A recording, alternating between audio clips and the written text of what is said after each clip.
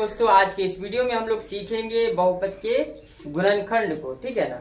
आज जो मैंने आपके सामने जो बोर्ड पे लिखा है ये 3 फॉर्मूला। सबसे पहले मैं आज आपको फॉर्मूला बेसिस पे जो गुणनखंड होता है उस तरह का गुणनखंड आपको सिखाऊंगा। फिर 2-3 पार्ट में करके मैं तमाम तरह के गुणनखंडों को आपको एकदम आसान तरीके से सिखाऊंगा। ठीक है। आज मैंने ये 3 फॉर्मूला लिखा है।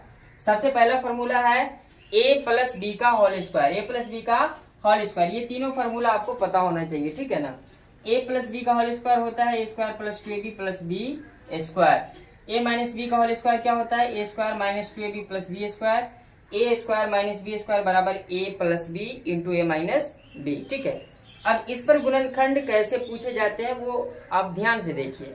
सबसे पहला प्रश्न है आपके सामने 9a का स्क्वायर प्लस 60a प्लस 100। ठीक है ना। ये 2 तरीके से बनाए जा सकते हैं। एक तो ये है कि जो आपको मैंने फॉर्मूला लिख के बताया है इस फॉर्मूले से मैं आज आपको बताऊंगा, और अगले वीडियो में मैं आपको इसका दूसरा जो तरीका है वो तरीका बताऊंगा। ठीक है। अब यहाँ पर देखिए 9a का स्क्वायर, हम इसको इस रूप में लिखें। ठीक है ना, इस रूप में देखिए ध्यान से। सबसे पहला है 9a का स्क्वायर, 9a का स्क्वायर। तो 9a के स्क्वायर को हम लिख सकते हैं 3a का स्क्वायर, 3a का स्क्वायर आसानी से लिख सकते हैं। प्लस है तो प्लस। अब ध्यान दीजिए, ये आपको मिल गया a। क्या मिल गया a। अब आपको पता करना है b को। किसको? b को। तो यहाँ पर भी ध्यान दीजिए, ये बीच में थोड़ा सा स्पेस छोड़े और यहाँ पर प्लस है तो प्लस डाल दे। ये 100 किसका स्क्वायर होता है? 10 का, तो ये 10 का स्क्वायर। अब आपको कोई टेंशन लेना नहीं है बिल्कुल भी, क्योंकि आपको a और b का पता चल गया। अब यहाँ ध्यान दीजिए, फॉर्मूला क्या कहता है a स्क्वायर प्लस 2ab। ये बीच के पद को हमने छोड़ा है, इसीलिए छोड़ा था कि पहले हम a और b को पता कर ले। ध्यान दीजिए यहाँ पर। तो अब यहाँ पे फॉर्मूला में क्या होता है 2ab, तो 2 इंटू a कितना आया 3a, कितना आया 3a, और b कितना आया 10। अब सबसे पहले आपको करना ये है कि आप थोड़ा सा चेक कर ले कि क्या हमने किया वो सही है या नहीं। अब यहाँ पर देखिए 3a का स्क्वायर क्या हो जाएगा 9a का स्क्वायर, 2ab तो 2 तिया 6 दाई के 60, 60 आ रहा है कि नहीं, प्लस b का स्क्वायर 10 का स्क्वायर 100 आ रहा है कि नहीं। डेट मीन्स कि ये हमारा बिल्कुल भी सही बैठा है। ठीक है ना। अब ये क्या हो गया a प्लस बी का whole square, a plus B का होल स्क्वायर मतलब 3a प्लस 10 का होल स्क्वायर। अब इसी को आप 2 मरतबा लिख दीजिए। ये हो गया आपका गुणनखंड।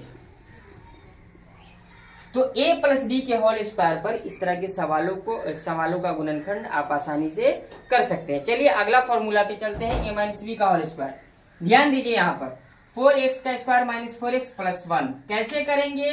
ध्यान दीजिए, ये 4x का स्क्वायर है, इसको हम लिख सकते हैं 2x का स्क्वायर, बिल्कुल लिख सकते हैं। माइनस है तो माइनस कर दीजिए। उसके बाद क्या आता है 2ab, तो 2 को 2 लिख दे। याद रखिए 2 फॉर्मूला का है, ध्यान दीजिएगा। a और b चेंज हो सकता है लेकिन 2 चेंज नहीं हो सकता है, क्योंकि आपको पता भी होगा कि 2 एक अचर राशि है। ठीक है ना, कांस्टेंट है। तो 2a का मान कितना आ गया हमको 2x, कितना आ गया 2x। अब b यहाँ पर 1 है, क्या है 1 है, तो 1 क्या हो सकता है 1 का स्क्वायर 1 हो सकता है कि नहीं। तो b के जगह पे हम 1 लिख सकते हैं, तो यहाँ पर b के जगह पे 1 लिख देंगे। अब प्लस b का स्क्वायर मतलब 1 का स्क्वायर। थोड़ा सा चेक कर ले, 2x का स्क्वायर 4x का स्क्वायर हो जाएगा माइनस 2ab, 2 दूनी 4 1 4 हो जाएगा 4x। अब प्लस 1 का स्क्वायर 1, बिल्कुल करेक्ट है।